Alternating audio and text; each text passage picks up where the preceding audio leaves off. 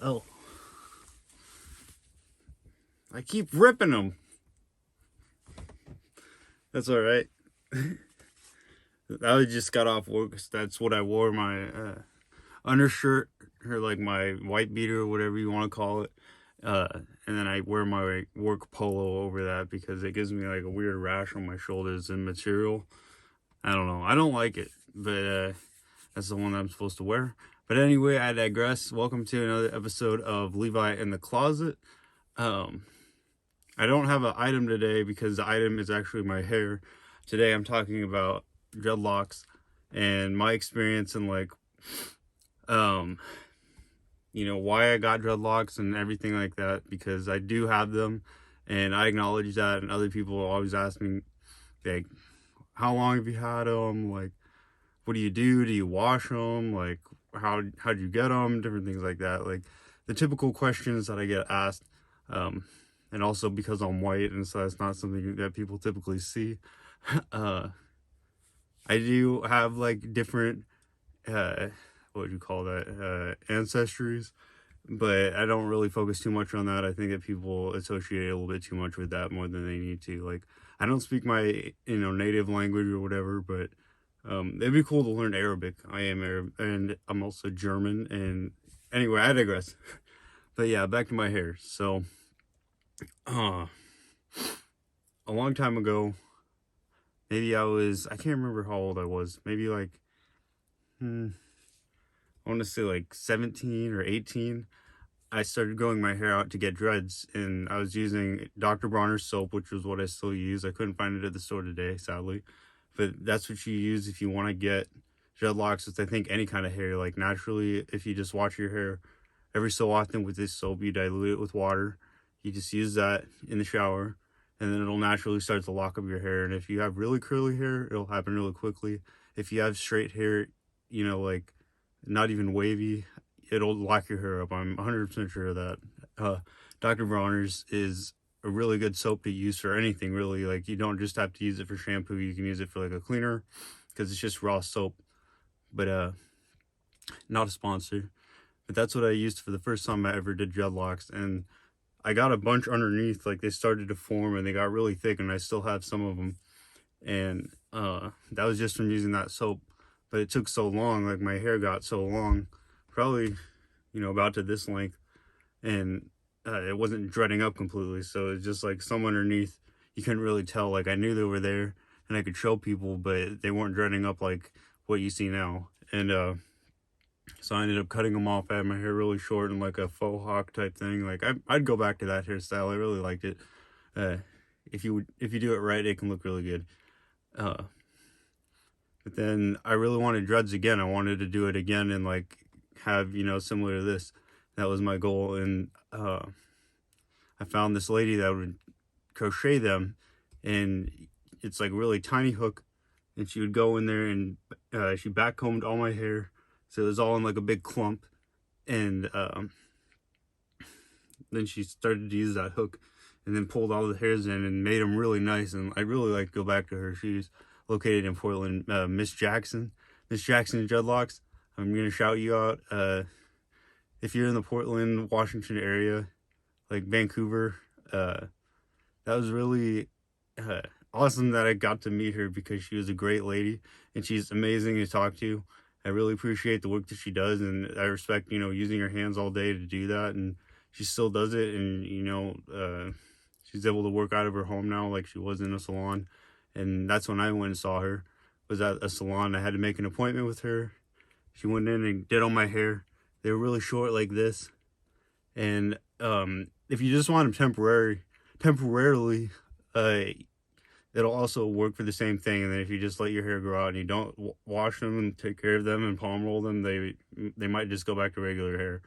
But I really was like determined to have like some form of dreads. And at the time, like SoundCloud rap was getting big, and I saw that, so I was like really inspired. I was like, oh yeah, I'm gonna do it again, because I want to be a rapper. I want to be a SoundCloud rapper, and they all have dreads, and that's kind of the inspiration behind that, because I was starting to get into that, and that I was like, oh yeah, I really wanted to do dreads again.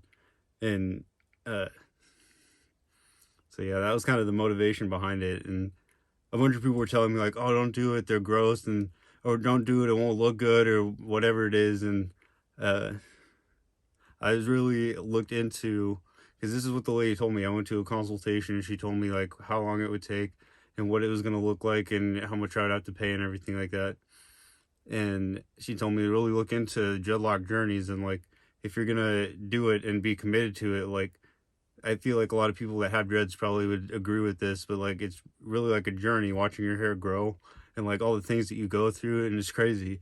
And it's a real life experience, I'd say, and I feel like spiritual about it too. And there's different things associated with that. And I looked into the history, and I looked into, all these different aspects other than just, oh, this is some hair. This is, you know, I don't know. Some people, and that's something else I want to get into. Some people get fake dreads, or they get ones knitted in. They might be real, or I don't know how they're made. Like maybe with real hair, I'm not sure, but people get them put in, and I don't feel the same about that because they don't go through the journey of actually growing the hair out and like watching it grow and like change like I feel like it's like an animal, or like it's some kind of plant or something, but like it's growing and like changes, and I watch it and like just I remember things, and just the way that it is like uh, I'd say it's a life experience. Like when you commit to having dreadlocks, and that's like your life, uh, it becomes a part of your life. So you have to deal with it and like take care of it. And some people just let it do whatever it wants to. Like that's totally cool too. I like all forms of dreads. Not just they don't have to look perfect. Like to other people, they might look that way, but like I know like my dreads better than they do. Like I know almost every one of them, even though I have a lot. I know what each one feels like, and like what it is like.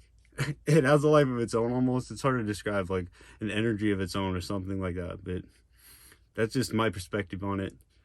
Um, what really motivated me to make this video was I saw somebody on my Facebook page that she posted, and she's like, "Oh, finally Facebook worthy," and it's her, and she has dreads, but they're like as long as mine. And I've seen her updates, like unless she miraculously did it or like went through like hours and hours of work to get her hair done, like what I did, but like she had longer hair, so like that would be like hours and hours and hours of like time that she would have to put into that. And so I don't know if somebody did that for her, but I feel like it's probably more like it's like they got knitted in or something like that. But whether or not that is the case, just how I feel about all people that do that, they're not really going through the experience. They're just saying, "Oh, I want this hairstyle," because to me, it's just like, "Oh, it's just a hairstyle, and it might be temporary." Like, will you still have those dreads, like 3, 4 years down the road, like 5 years? Like, how long are you gonna be, rocking dreads? And I have no hate for anybody. I think they look great on anybody. Like, but I feel like everybody should just grow them their own, like, start somewhere that's not just like the fake hair, unless they get dreaded along the way. I don't know if that's how it works, but like, somebody that in one day goes down to like my length of hair, having dreads before, I'm a little bit like, I don't know about that. They look a little too good to be that long in such a short amount of time. You know what I'm saying? Like, maybe other people with dreads can attest to that. Like, you put time and you put effort and you put your life into your hair to get it to look a certain way. Like what you envision in your head, that's what your hair can become. Like you see it, and that's like what it becomes. So it's like I really liked Tarzan as a kid. Like that was one of my favorite Disney movies. And like look at me now. Like a lot of people say that, like when I hunch over like this, they're like, you look like you're like a gorilla, like you're Tarzan. And I'm like, I know, like that's kind of my what is that, not idol, but like my can't think of the word, but I looked up to Tarzan. He was like my guy, always fighting. He's like super tough. He gets the girl and like he's like fighting animals off, and like like you gotta be like tough like that, and like from the jungle. And I really like that. You can tell in the animation it's supposed to be like dreads or something. That's what I felt like. uh yeah, and so there are other ways to get dreads. uh you can just completely start backcombing them, like I said, if you just like let your hair do its own thing. Like Hi. Yeah, my cat's right here. Um, there's so many different ways, and if you look into look into dreads more than just like, oh, what does it look like in pictures? Look into the history, look into dreadlock journeys. Like, hear people talk about their dreadlock journeys. Like, maybe this video will help some people. Like, if you're thinking about getting dreads, do it. Like, I think that anybody could do it, and if you're committed to it, then it really reflects like your personality inside. Like, that's how I feel, because it is a commitment, and people get classified into certain ways, but I feel like anybody that has dreads can fall into a certain category. Like, you're emotional, or like, I don't know, a lot of other ways to describe it, but like, people probably similar to me, we share a lot of similar ideas, and like, share the same perspective on things. I've gotten along with most people with dreads that I've met. Like, it's really cool. Like, it's a bonding thing too. Like, I see other people with dreads, and they're like, "Oh yeah, I like your dreads," and I'm like, "Thanks, I really love your dreads too." Like, other people, they have like totally different dreads than me, like short and like stitched together and all clumped out, and like way different than mine. I've seen so many different people with dreads, because I feel like it's also the same thing when you're driving the same car. uh, you probably noticed that same car everywhere you go. Like, now that I drive the car I drive, I see it everywhere I go. Like, they stand out to me. I'm like, oh yeah, there's one. Oh, that's nice. Like, if I saw the person pull up, I'd be like, oh, you got a nice car, man. You know what I mean? You dap that person up. You just have that commonality. So it's kind of like, uh, you already have that common interest. So you can kind of tell by the other person, like, uh, that you get along with them. Because like, people with dreads are probably a nice person, you know what I mean? And anyway, I digress. Really don't have much more to say on the subject. I really love my dreads, and people always ask me, they're like, are you gonna cut them, or when are you gonna cut them? I really don't know. Like, I never planned to be committed to them for this long, but then watching them grow, like, they really are attached to me. Like, that's what I say to people. They're like, so are you gonna cut them off, or like, do you feel like they're really a part of your life? And I'm like, yeah, they're attached to my head. Like, what kind of dumb question are you asking me? Like, don't you have a hairstyle that you kind of commit to? Like, who changes up their hairstyle every single day, like every single week? You know what I mean? There's nobody that won't change that. Maybe they go for something different after a long time, but like, usually people are committed to one hairstyle. They rock the same kind of look. They don't change their appearance very often. Like, there's things you can do to change your appearance, but like, you know what I mean? People that have dreads, they're committed to the hairstyle just the same as anybody else is. Like, some people, they have to shave their head. They rock a shaved head look and don't just like let their hair grow out. So they have to get their head shaved, or they at least shave their own head. I don't know. I'm going off on a tangent here, but like, I never saw it as being what it would turn out to be, and I've enjoyed the journey. Like, I remember back when I first got dreads, and I was a totally different person than who I am now. And I see in pictures and stuff like that, I'm like, dang, like, I had a long beard and I had long hair, and I see these pictures of me and I look like a hobo or something. Like, I have sunglasses on and like a hoodie and sweatpants. I look like a homeless person. I'm like embarrassed of what I looked like in those pictures, but you know what I mean? Just the changes that it's gone through, like short hair, like really short this way. uh it's been a crazy journey, and I could picture cutting them a little bit shorter and letting them grow out again, but then they wouldn't be the same. It's like, they're a different color here because I dyed them when they were really short. Like, when they were about this long, you can see there's blonde ones here because I dyed my hair blonde because I wanted to have like that, a little bit of blonde mixed in there. And my mom was like, "You dyed your hair?" And she would like stand there and look at it, and she's like, "I can tell you dyed your hair." And I'm like, "Yeah, I did." It's not the worst thing in the world. She dyes her hair. I love you, Mom. But anyway,